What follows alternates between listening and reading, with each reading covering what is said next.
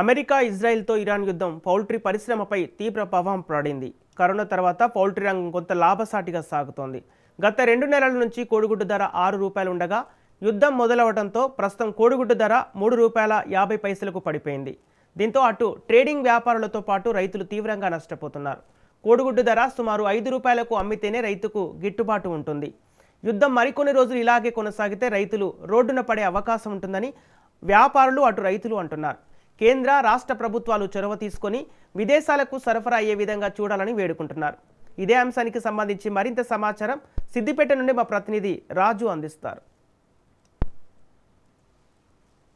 Israel Iran యుద్ధము ఈరోజు సిద్దిపేటకు సంబంధించినటువంటి గుడ్ల వ్యాపారం మీద కూడా పడిందని చెప్పుకోవచ్చు. ముఖ్యంగా గత నెల అంటే జనవరి మాసం మొత్తం కూడా ₹6.70, ₹6.50 వరకు ఉంటే ఈరోజు ఈ మార్చి మొదటి నాటికి అది 3.5కు చేరుకుంది.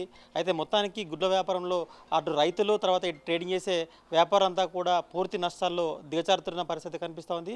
మొత్తానికి గత కొంతకాలంగా ఈ గుడ్ల వ్యాపారం మీద అనేక రకాలుగా నష్టాలు చవిచూస్తున్నటువంటి ట్రేడింగ్ చేసినటువంటి వ్యక్తులు మనతో ఉన్నారు.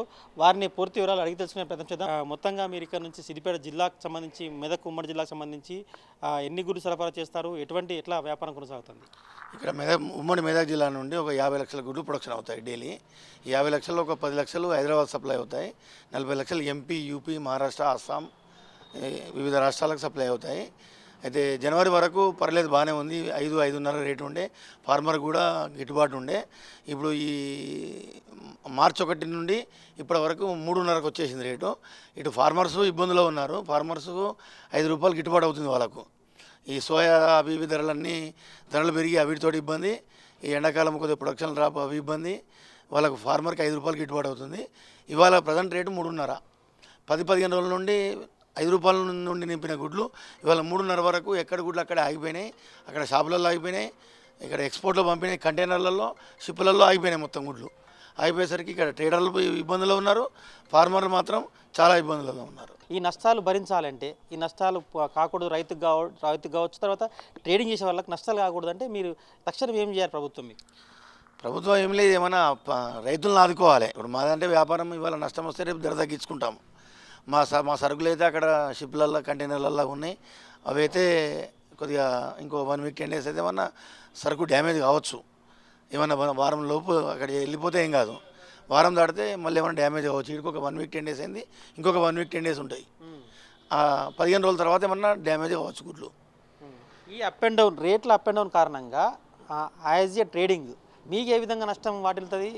మీకు ఈ రోజు నుంచి 1 వీక్ చేరే అవకాశం ఉంటుంది. ఒక వెహికల్ ఈడొక రేటు, తర్వాత అదొక రేటు, అంటే ఈ విధమైన నష్టం ఏమైనా జరుగుతుంది? అసలు ఎట్లా మీకు లాభ నష్టం జరుగుతుంది? ఇప్పుడు మేము 15 రోజుల కింద 20 డేస్ కింద ₹5 కొన్నాం. మేము ₹5 దిగదని మాకు ఒక ధీమా ఉండే.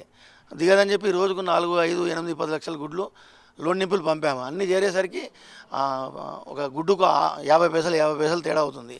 ఇవాళ 1 డేట్ నాడు 4.5 నింపిన గుడ్డు ఇవాళ 3.5 అమ్మాల్సి వస్తుంది. అక్కడ పోయిన తర్వాత పార్టీలు వాళ్ళు కూడా చేతులు ఎత్తేస్తున్నారు, వాళ్ళు ఇబ్బందులు పెడుతున్నారు, అమ్మట్లేదు.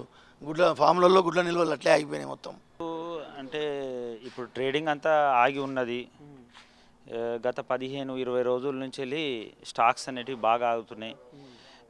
డిసెంబర్లో చూసినటువంటి రేట్లు అనేటివి అందులో 50% డిడక్షన్ అయిపోయింది. రేటు ₹6.75 లోడింగ్ అయిన రేటు ఇవాళ ₹3.30 కూడా లోడింగ్ అవడం లేదు. ఫార్మర్కు చాలా వరకు నష్టం జరుగుతుంది.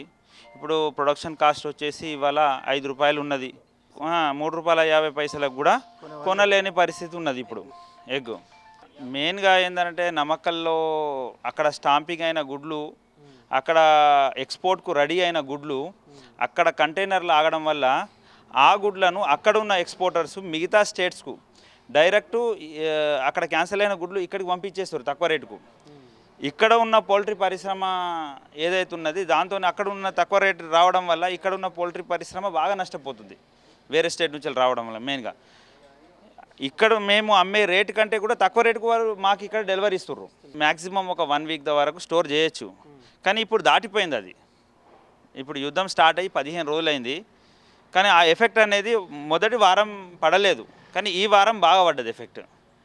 ఇప్పుడు సెంట్రల్ గవర్నమెంటు కొంత యాక్షన్ తీసుకొని ఇప్పుడు ఏవైతే కంటైనర్స్ పోతున్నాయి కదా అవి ఏందనంటే అక్కడ ఏందనంటే ప్రాబ్లమ్ సార్ట్ అయ్యేటట్టు చూసి ఈ గుడ్లు మొత్తం లిఫ్టింగ్ అయ్యేటట్టు చూస్తే మాకు సేల్ అయిపోతే కొత్త గుడ్లు ఇప్పుడు డైలీ ఏమవుతుందనంటే ప్రొడక్షన్ అనేది ఇవాళ కోడి గుడ్డు పెట్టిందంటే ఇవాళ పెడుతుంది రేపు పెడుతుంది ఎల్లుండి ఉంటుంది.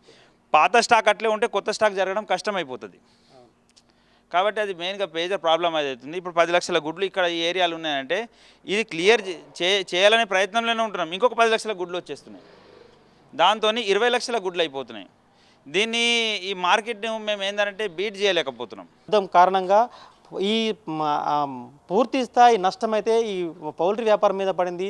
అదేవిధంగా గుడ్ల వ్యాపారం మీద అయితే పూర్తి స్థాయిలో పడింది. ఇప్పటికే కోటాను కోట్ల గుడ్లు ఇప్పటికే ప్రొడక్షన్ మిగిలిపోయినది. కాబట్టి కేంద్ర ప్రభుత్వం వెంటనే చర్యలు తీసుకొని ఎక్కడైతే యుద్ధాలు లేవో ఆ దేశాలకు సరఫరా అయ్యే విధంగా పోయే విధంగా వాటిని షిఫ్ట్ చేసే విధంగా చర్యలు తీసుకోవాలి. గుడ్ల రైతులను అదేవిధంగా ట్రేడింగ్ వ్యాపారులను ఖచ్చితంగా ఆదుకోవాలని చెప్పి అది సహాయం చేస్తే మేము బయటపడతామని చెప్పి వాళ్ళు ఆవేదన చెందుతున్నటువంటి పరిస్థితి స్పష్టంగా కనిపిస్తుంది. ఇది ఇక్కడ పరిస్థితి. కెమెరా పర్సన్ ప్రవీణ్తో రాజు, రాజ్ న్యూస్, సిద్దిపేట నుంచి.